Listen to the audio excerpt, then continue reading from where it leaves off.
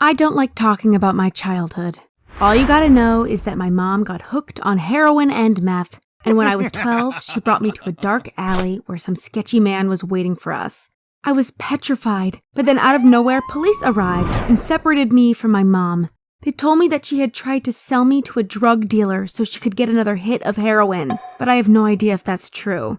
My mom got a 20-year prison sentence, and I had to move into a children's home. You normally don't get adopted if you are over the age of 10, and it was no different for me. But my streak of bad luck wasn't over yet. At age 16, I was diagnosed with cancer. A harmless one, though. The doctor said I shouldn't worry too much because my chance of survival was over 98%. But it still sucked because I was stationed in a big hospital room with lots of annoying kids.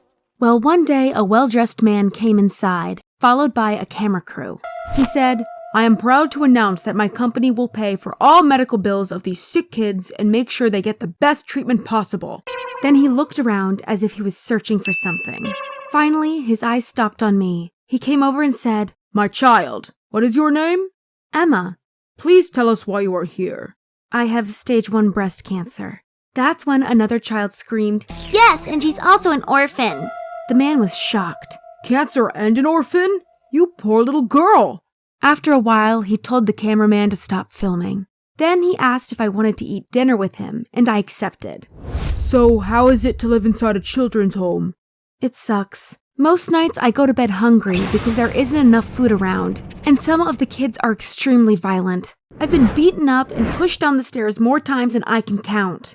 "I'm sorry to hear that you have such a difficult life, and I know the offer I'm making you now will come out of nowhere, but do you want to move in with me? I have a nice house and promise to take care of you well." I wasn't sure. I didn't want some old guy to take care of me. It was scary, and I wondered if he would feel the same if I wasn't a pretty girl. But I had checked the guy online. He was a public figure and seemed reasonably nice, so I agreed. His house was just as one expects from a billionaire, beautiful and with taste. However, when he showed me my room, I was a bit freaked out. Everything was pink and girly looking. "Was this your daughter's room before?" "What? No, I don't have kids." "Then why do you have a room in your house that looks like a 12-year-old girl lives inside?" "Oh, I told my assistant to furnish this room. I must have forgotten to tell her that you are already 16. But I like it, don't you?" I still wasn't sure if this guy was a creep or just socially awkward. But anyway, there was no question that he cared about me. He had high standards, and when I got home with a D on my exam, he told me that was unacceptable. No one had ever held me up to any standards before, and I didn't want to disappoint him again. So I started studying for school every day, and he also hired me a tutor. I really liked the tutor. He was cute, funny, and yes, already 24 years old. We often talked about topics completely unrelated to school, and one time, we were just about to kiss when the old man walked in on us and screamed, "Hey, you are paid to help her study! Take your hands off her!" "I'm sorry, but we were just taking a short 5-minute break from studying." "Don't lie to me! I've been eavesdropping on you two for a while, and all you've talked about was celebrity gossip! I hate liars like you! You are fired!" I was surprised to see the old man so angry and wondered if maybe he was just jealous to see another guy flirting with me. It felt like he wanted me all for himself. However, I was so grateful that he allowed me to live with him that I didn't dare to question his intent. During one dinner, I told him about my plans on studying cinematography after high school. He liked to hear how passionate I was and arranged for me to work for a famous director for a month. That's the privilege you get from having a billionaire daddy. However, at bedtime, he always came into my room and said goodnight to me. And one time, he gave me a goodnight kiss on my forehead. Again, I didn't know what to make of it. I knew dads kissed their daughters, but we'd known each other for not even a year. The next morning, he apologized, though, saying, "That kiss last night might have been a bit weird. It's just that I'm on the autism spectrum and don't always know what's socially normal." Oh, now it all made sense. I said, "Don't worry. I've noticed that you can be different at times, but in a good way." "So you liked it? The kiss I gave you?" Oh God, what was I supposed to respond? It was such a weird question. Finally, I said, "Yeah, I liked it. I guess it means you care about me." That's when he took me in his arms and gave me another kiss. Well, for my 17th birthday, he told me to invite all my friends for a big party at his house. It was really amazing. He even paid a famous singer to perform a concert. But I think he got envious of all the attention the singer got and asked her to leave again.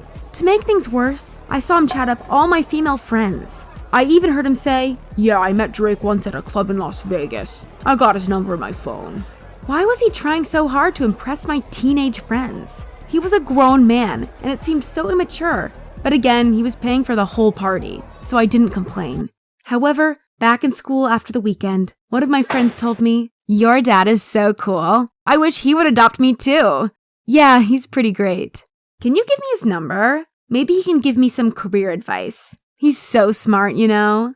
Was she serious? I told her, "No, I won't give you the number of a 40-year-old guy. You sound like you have a crush on him. That's disgusting. You are only 17.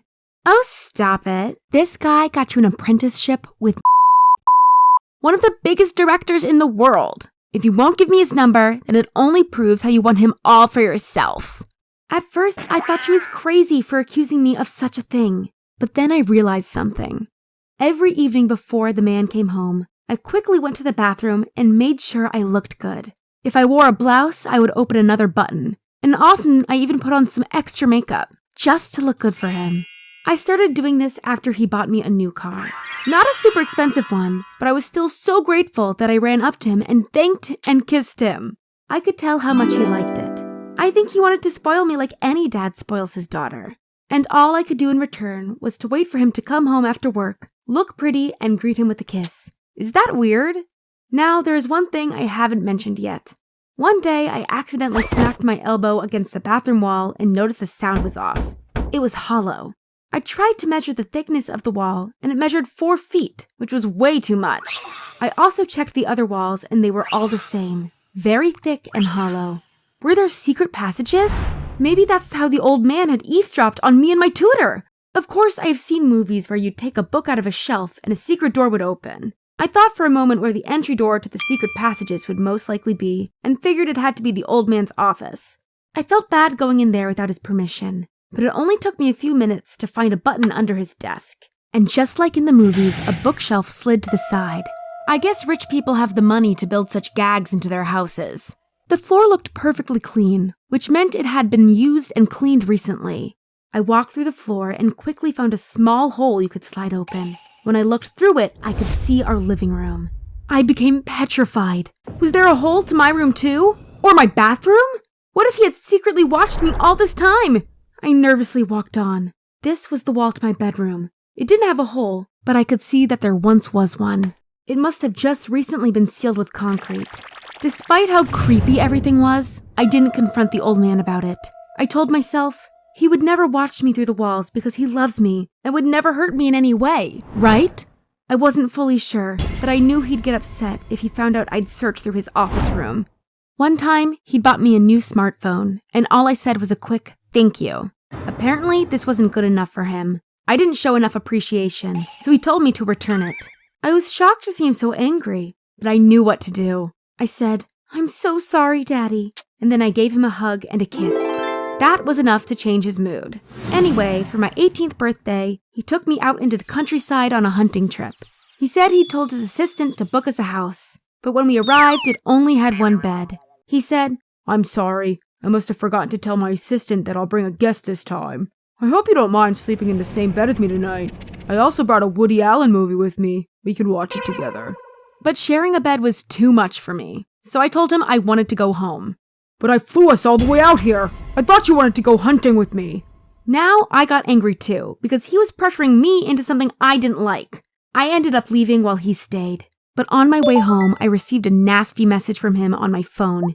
He insulted me and said I wasn't allowed to stay another night at his house, and that he wouldn't pay for my college tuition, even though he had promised to do so before. Was he really so offended by me not sharing a bed with him? He was so immature, and I was so sad. I felt like I'd lost the only person that I could rely on. But guess what? 6 months forward, after I had moved out of his house, I find out that he is now dating my ex-classmate, the one that was on my birthday party and asked me the following day for his phone number. So maybe he is a giant creep after all. Please let me know in the comments if you can make any sense of this.